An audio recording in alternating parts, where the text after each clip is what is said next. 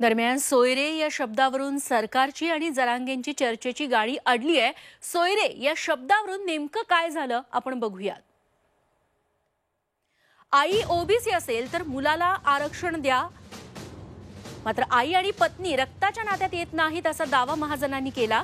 वडिलांशिवाय आत्या मामाला आरक्षण मिळावं अशी मागणी जरांगेंनी केली। आई मामा रक्ताच्या नात्यात येत नाहीत असा दावा महाजनांनी केला। मागेल त्या मराठ्याला आरक्षण द्या अशी मागणी देखील आजच्या बैठकीत करण्यात आली। नातेवाईकांना आरक्षण दिलं तर कोर्टात ते टिकणार नाही असा दावा महाजनांनी केला। रक्तातील सगळ्या सोयऱ्यांना आरक्षणाचं ठरलं होतं याची आठवण जरांगेंनी करून दिली। पत्नीच्या कुटुंबाला आरक्षण कसं देता येणार असं पुन्हा एकदा महाजन म्हणाले। सगळे सोयरे कोण धरले ते स्पष्ट करा अशी मागणी त्यानंतर जरांगेंनी केली। तर नोंदी सापडल्या तर मुलगा मुलीला आरक्षण देता येईल, मात्र पत्नीला आरक्षण मिळणार नाही।